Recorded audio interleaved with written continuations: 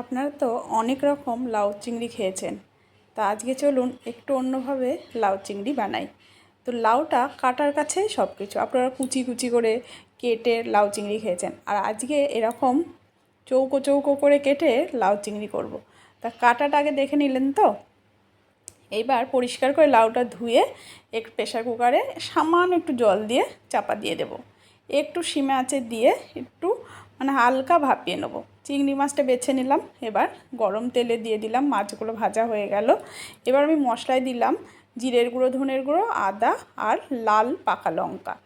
এবার জিরে ফোড়ন দিয়ে দিলাম পেঁয়াজ কুচি। পেঁয়াজ কুচিটা হাফ ভাজা হলে ওই যে মশলাটা বানালাম মশলাটা দিয়ে দেব। মশলাটা দিয়ে ভালো করে কষে নেব। এবার দিয়ে দেব লবণ, হলুদ, দিয়ে একবার কষে নিয়ে দিয়ে দেবো সামান্য একটু চিনি। তারপর চিংড়ি মাছগুলো দিয়ে ভালো করে কষিয়ে নেব। এবার ওই যে লাউটা জল ঝরিয়ে নিলাম, ডুমো ডুমোই থেকে গেল, দিয়ে এবার ভালো করে এর সঙ্গে কষিয়ে একটু গরম মশলা একটু ঘি দিয়ে নামিয়ে নেব। তো কেমন হলো ওই লাউ চিংড়িটা? একটু ধনেপাতা কুচি ছড়িয়ে দিয়ে গরম গরম ভাতে পরিবেশন করব। বাই।